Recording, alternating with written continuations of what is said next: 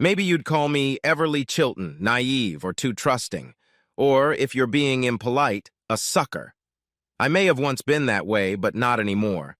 My husband Harris and I met after college graduation when we worked in neighboring buildings. We seemed to take an almost instant liking to each other. He's very good-looking and charming. After 5 or 6 dates, we zealously hooked up. Even though we got along well and had a good rhythm in bed, I was surprised when he asked me to marry him. The reason I was surprised was because I had seen pictures of all his old girlfriends. He didn't hide them from me, and I didn't hide my past from him either, and they were all well endowed. Each had nice, soft curves and probably a DD cup or more. While I'm proud of my perky breasts, they barely fill a B cup.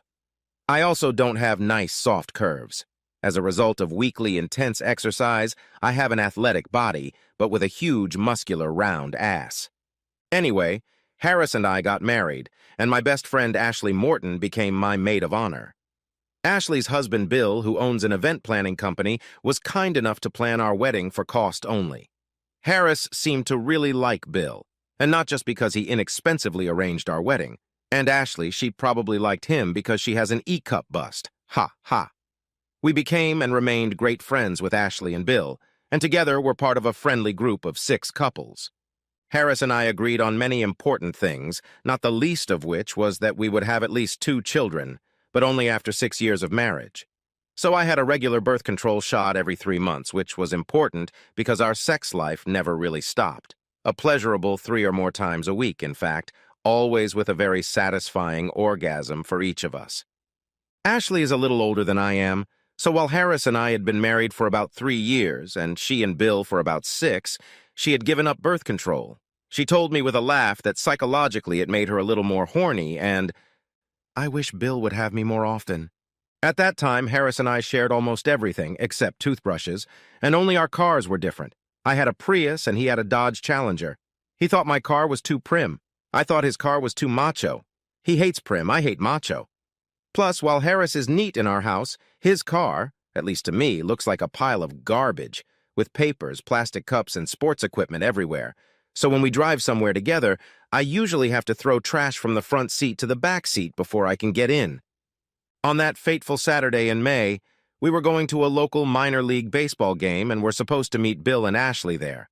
For some reason, I was ready before he was, which only happens 10% of the time, so I did a more complete job than usual, cleaning his front seat before I sat down too, even spraying it with cleaner and wiping it down. Just before I finished wiping down the seat, I noticed a small box under the seat. The label said, Trojan Pleasure Kit. I took the box out. The front label said 4 types of condoms. I didn't realize there were so many, and 12 total.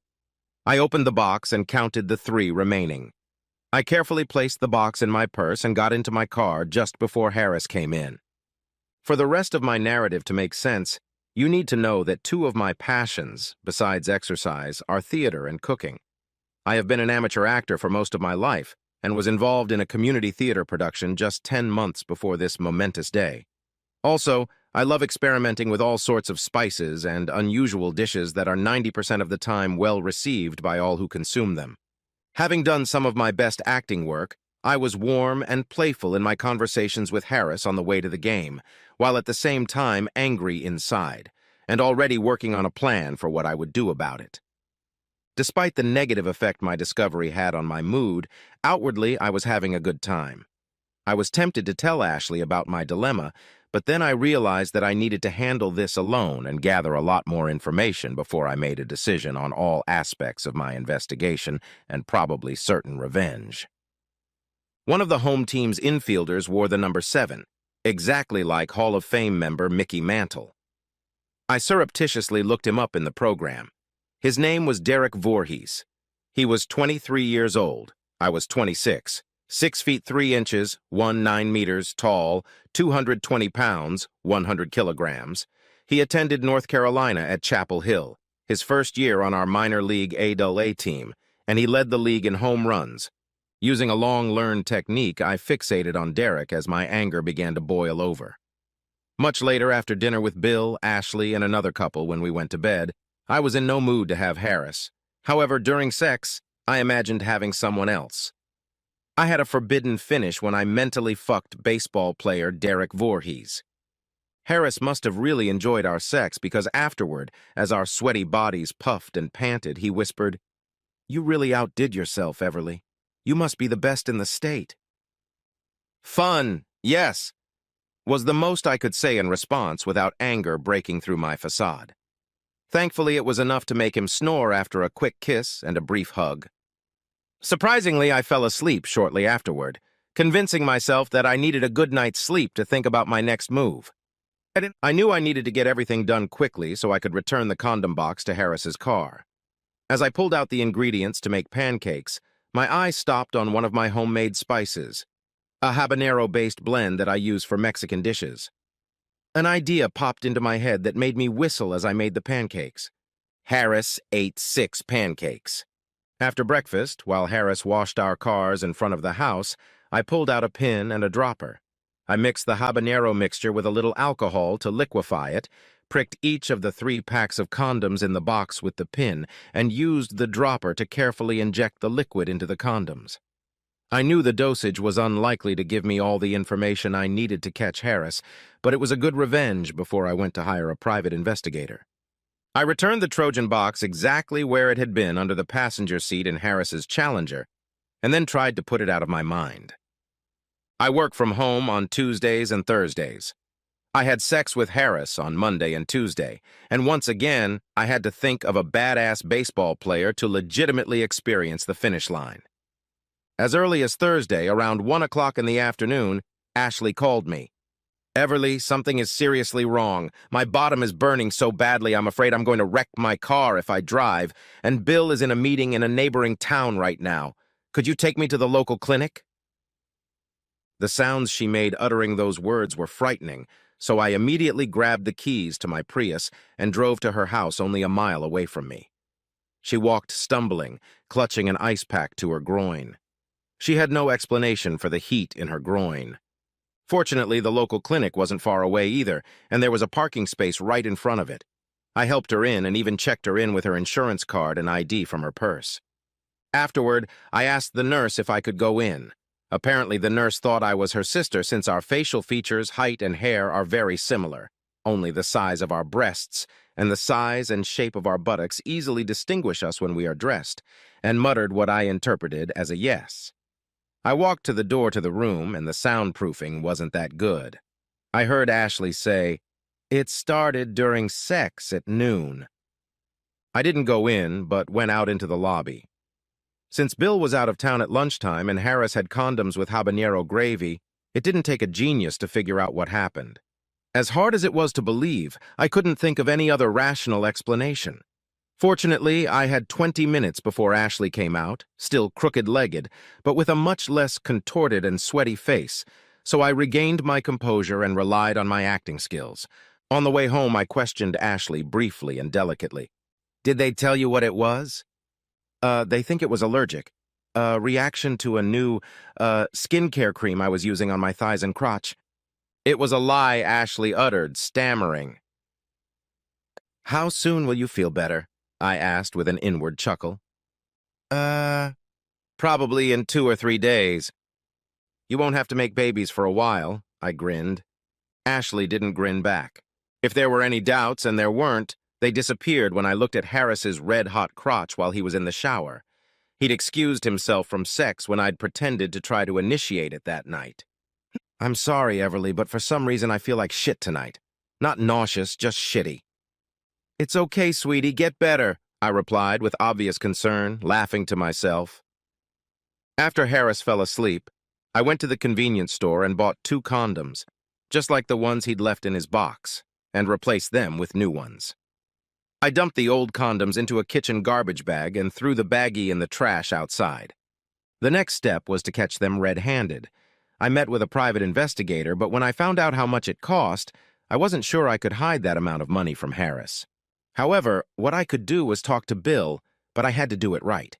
The following Monday, I had to fake finish for the 2nd time in my life with Harris because I couldn't imagine having a guy playing baseball. I took Bill out to lunch on Tuesday. He was a little surprised, but happily agreed to meet. He was puzzled when I told him it had to do with a surprise for Ashley, so he wouldn't say anything to her. I met Bill at a secluded location. He commented with a laugh on the lack of charm there. "It's a business meeting, Bill," I replied seriously. "Oh, shit. What is it?" "Before I get started, I need a guarantee in writing from you," so I handed him a simple one-page document. It stipulated that in exchange for me giving him valuable confidential information, he would keep the information confidential for 45 days, unless I gave him permission to disclose it earlier. There was a stipulation of $25,000 in damages in the event of breach. Bill raised his eyebrows, looked intently into my eyes, and obviously concluded that the information was serious, and we both signed and dated the document. I told Bill what I had learned and that I needed his help in hiring a detective. He needed to be paid using his business account, and when it was done, I would pay him back half. Bill was just picking at his food in frustration. I had more time to adjust, and I ate everything on my plate. Although the place didn't have coziness, it had good food. After lunch, Bill and I went straight to the detective's office and signed the contract. We gave him written authorization to watch our houses, inside and out, and pictures of Ashley and Harris. Bill and I engineered fake trips out of town over the next week, me on Tuesday and Wednesday until Thursday morning, Bill on Wednesday and Thursday, so that there would be no suspicion that we were out of town at the same time. On the days of my fictitious absence, I worked in Bill's office and he worked in my business office, not my home office. We met with the detective the Saturday after our fake trips. Unfortunately, the news was as we expected. Ashley and Harris slept together 3 times between Wednesday evening and Thursday morning in the guest room at Bill's house, and it was recorded in bright color or infrared with clear audio. Harris did use a condom. The only good thing was that they didn't scold me or Bill. The question was, what to do about it? After talking to the private investigator, Bill and I headed to the park to discuss something. We had anticipated this, so we pondered it for a while. I spoke up. "Bill, regardless of what happens next, my friendship with Ashley is over and my marriage to Harris is over too. I won't interfere with whatever you decide to do, but I also want some revenge on both of them." "More than revenge with a habanero?" He grinned, though the situation wasn't funny at all. "Of course more than that," I snorted. "I think I want to try to save my marriage," Bill said with the look of a hung dog. "That will depend on how Ashley reacts when I tell her." "Okay, but remember our contract. I need a few more days to decide what to do, so don't hang this on Ashley until I authorize action. I promise it will take a lot less time than 45 days. Bill shook his head dejectedly. We hugged briefly, and he dejectedly withdrew. That weekend, I had to fake another finish with Harris. Monday morning, as I was browsing through the local morning paper, I looked at the front page. On the front page of the sports section was a picture of Derek Voorhees raising his hat to the hometown baseball crowd. The caption mentioned that he had set a team record by hitting 3 homers in one game. I had an idea. Before I reveal my idea, I need to communicate 2 things to make it make sense. One flattering but probably proven truth, and one unflattering but definitely provable truth. The first. A. My hard body is considered hot and my face is considered pretty. 2. When I'm offended, I'm an angry, nasty, overly vindictive bitch, as half a dozen people from my past will attest to with a hand on the Bible. That Monday morning, I caught Bill between meetings. "Bill, you can run into Ashley as soon as it's convenient for you. However, there are 2 conditions. I insist that you let her stay in the marriage. I need to know one, and I need her temporary consent for the other." "All right," Bill replied cautiously. "I want you to get her to admit how many times, over what period of time she and Harris slept together, and who initiated it. And I need you to get her to promise not to tell Harris what we know until I'm ready. Can you do that?" I concluded, holding both of his hands and looking him in the eyes. After a long pause, he answered, "Okay, I'll talk to her on Wednesday and then I'll call you on your cell phone." Bill called me Wednesday night to tell me that Ashley had tearfully admitted that she had been having an affair with Harris for over a year, usually once a week, and it started with him walking up to her saying, "I adore your breasts." My head almost exploded. Now I was ready for revenge on scorched earth. I believed that Harris would want to save the marriage and that I could get him to do something that would rip his insides out. Of course, I had no intention of saving the marriage, but he didn't know that. If he wasn't interested in saving the marriage, then I would devise another win-win plan. I didn't wait. I threw the case, including a couple of compromising session photos recorded by our private investigator, in his face the following Wednesday night, screaming like a banshee.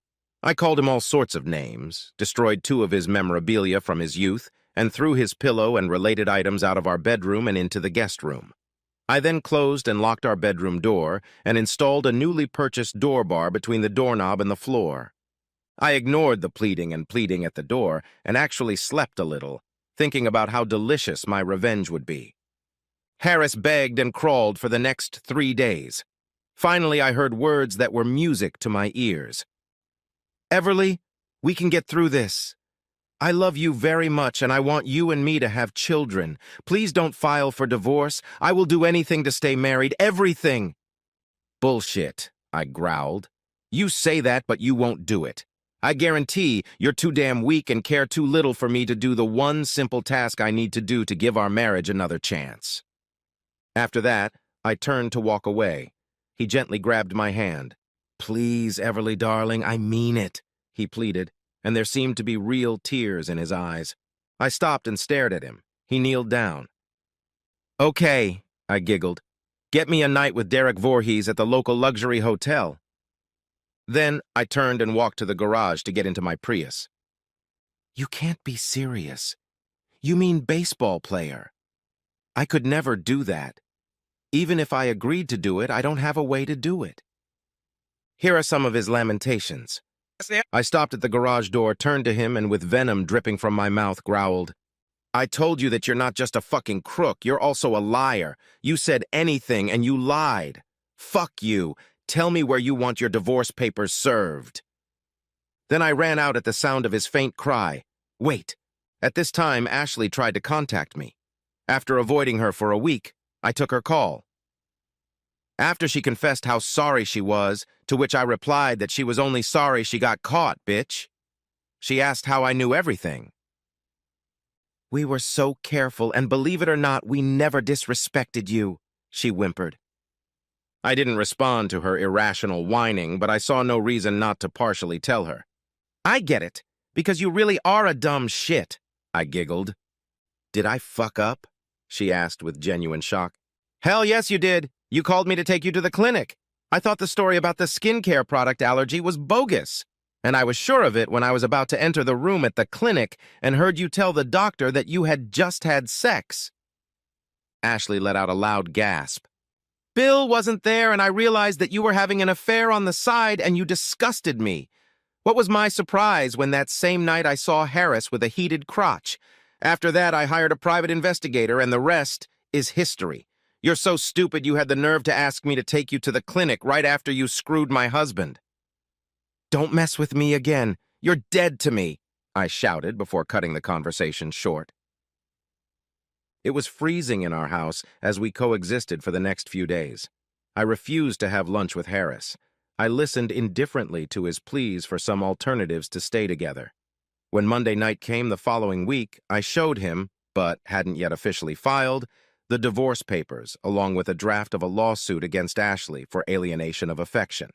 Just for effect, a completely bogus lawsuit, not only because it's not a misdemeanor in our state, but also because Bill and I had an agreement that neither of us would pursue such a case.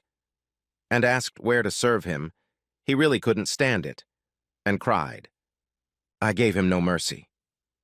Finally, he regained his composure and muttered, "If I agree to your proposal, it will only be for one night with Voorhees, and you won't file for divorce." Of course, I lied. He'd been lying to me for over a year, so I had no reason to tell him the truth. For the next 10 days, I asked him once a day, "Have you made a deal yet?"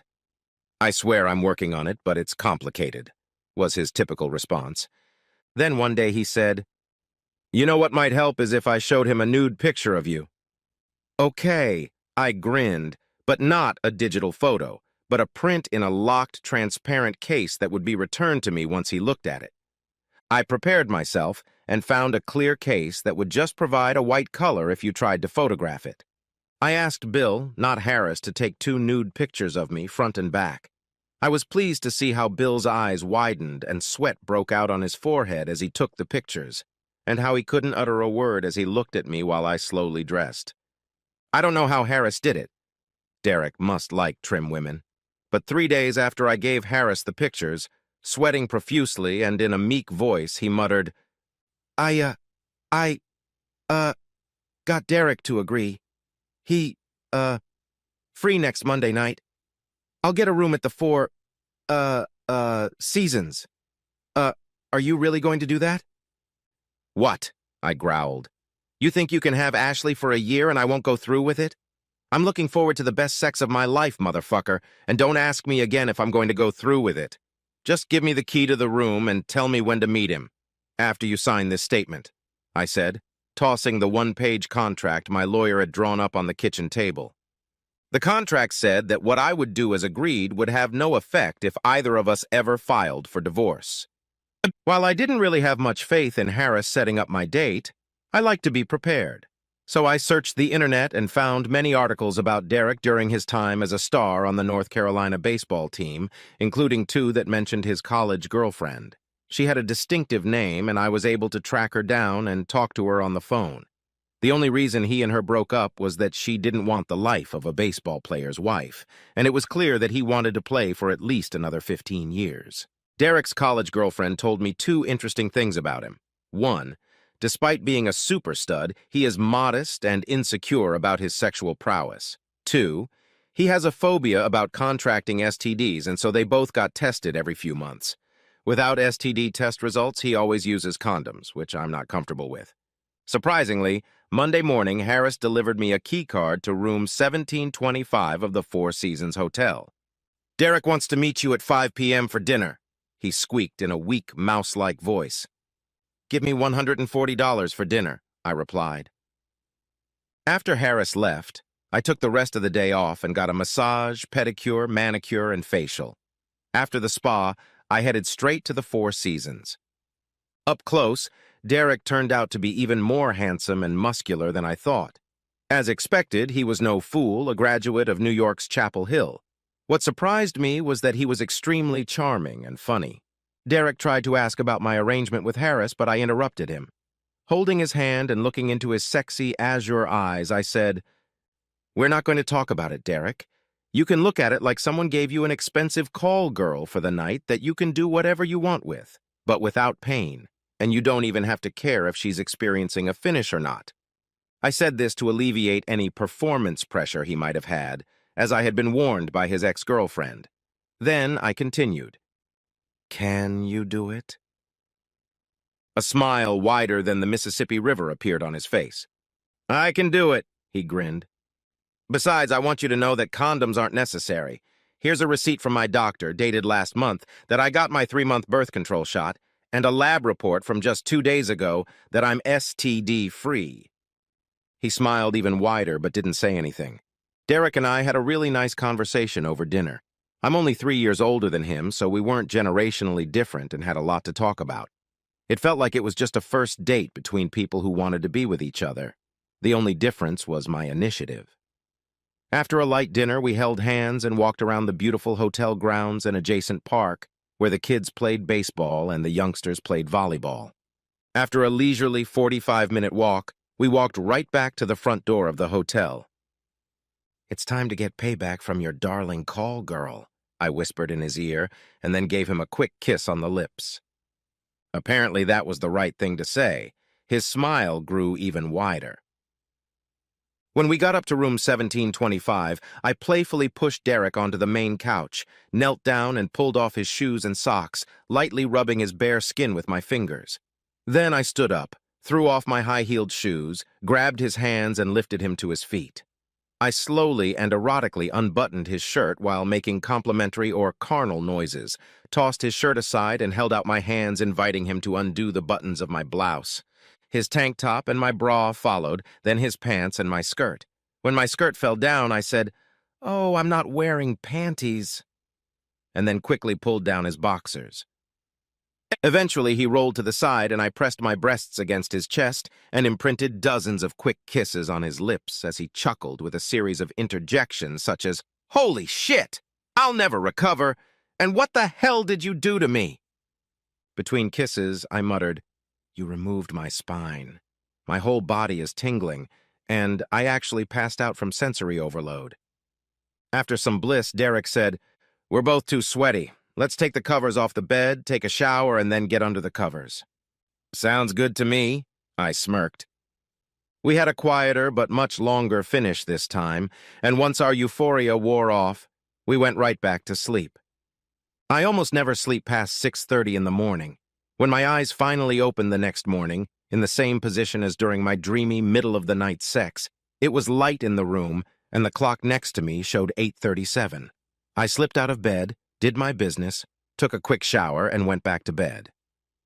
Derek was sitting on the bed with a shit-eating grin.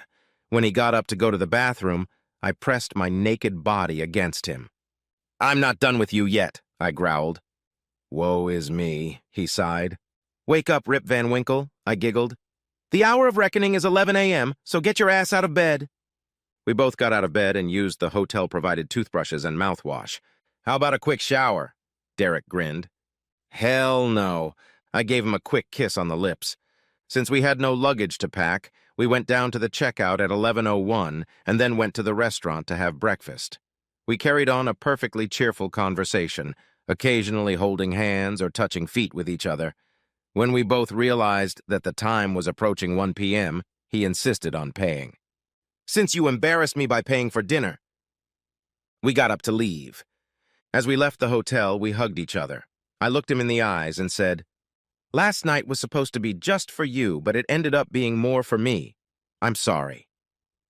Derek laughed heartily.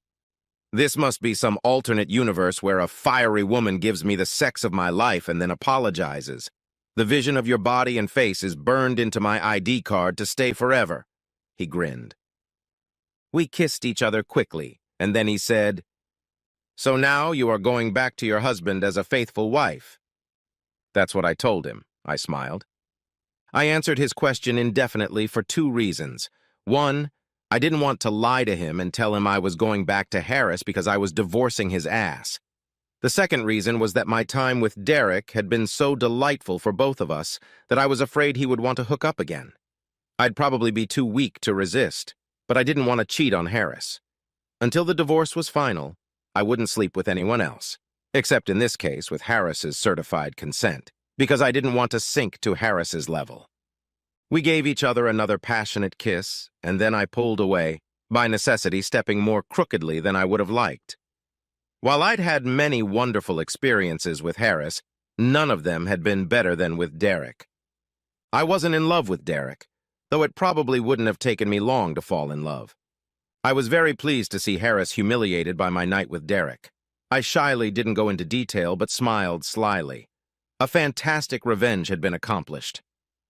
Over the next 2 weeks, I screwed Harris out of mercy several times while I finalized negotiations for a new job in Washington, D.C., far from my current location. I also negotiated a warehouse and transportation company there and rented an apartment in Northern Virginia for a few months. Harris was surprised and truly pissed when I handed him the divorce papers 15 days after my night with Derek and told him that all communications would be through my attorney and that I was leaving town. This time, instead of begging, he ranted, calling me a liar and Jezebel. It had no effect on me, and I left for D.C. an hour after he was served. He should have been pleased that I filed on the grounds of irreconcilable differences, not adultery, and only asked for a 50-50 division of assets. I had already withdrawn my 50% liquid assets. The ink on my copy of the divorce decree had dried just a couple months ago when I was cleaning my rented apartment in Northern Virginia on Saturday. My new job was really working out, and I was planning to move to a nicer place sometime within the next month. I dated a few times after my divorce was final, but no one rang my bells, and they weren't interesting enough for even one night. Wearing old shorts, a worn t-shirt, and dirty slippers with my hair loose and no makeup, I was doing some belated cleaning in my apartment when the doorbell rang. Since I lived in a safe neighborhood, I opened the door without first looking through the peephole. If I had looked through the peephole, I probably wouldn't have opened it, considering how ugly I looked at that moment. "Derek!" I almost shrieked when I saw who rang my doorbell. "Hi, sexy Everly," He smirked. You look gorgeous. Poor boy must have lost his sight. I wondered if that meant he couldn't play baseball anymore. What? Why, what you, uh, doing here? I stammered. Let me in and I'll tell you, he smirked. I moved away so I wouldn't block the entrance, and he came in and hugged me tightly, and then we both sat down on the couch in the living room. The answer to the question has many parts, he began with a smirk that seemed to grow wider. The first part is that I was promoted to the major leagues and traded to the Washington Nationals after signing a 5-year contract. I have a new luxury condominium less than a mile away. The second reason is that I finally tracked you down. I had my agent look through the court records and found that you had filed for divorce, so I asked him to start looking for you. Fortunately, your name is fairly unique. I'd never known Everly before, even if married and maiden names aren't that unusual. So I found you about a week before I signed my contract. I recently got back from spring training, and tomorrow is my home opener day. I have an invitation that I hope you'll take advantage of. Why did you track me down? I muttered. Derek laughed. If you have to ask that, you must be the best actress in the world because I thought you liked it the first time we met as much as I did. Simply put, I want a relationship with you. I paused for a moment and then said, a relationship? Not a one-night stand like with a buddy? Yes, a relationship. I was attracted to your personality as much as your looks, and considering you gave me the best sex of my life, the last thing I want is another one-night stand. It would ruin me for all other women in the future and probably ruin my career, as I would suffer too much for not being with you. I swallowed with difficulty. Do you really think I look as sexy as I do today, or was that just a careless comment to get in my panties? Are you really worried about how you look today? He hummed. Then, smirking, yet serious at the same time, he said, the answer to your question is yes, both. I think you look incredibly sexy just the way you are. I'm not quite sure how what happened next actually happened. I do know that shortly after that statement, I was lying naked on my back on my bed. By the end of the day, I knew what I wanted and that Derek was the Mr. Right for me. Things happened quickly after that. I met Derek's parents and sister the day his house opened, not surprisingly because my place was right next to theirs. We seemed to get along great. I moved into Derek's new house with him a week after opening day. After the season ended, we got married. Unlike his college girlfriend, I didn't mind the life of a major league player's wife because when he came home from trips, the sex was magical. Now he's signed his second, big, contract with the Nationals, and I'm pregnant with our second child. Once a week, I draft and then delete before sending an email to Harris and Ashley, thanking them for cheating and then laughing because their red-hot crotches are responsible for my red-hot love life.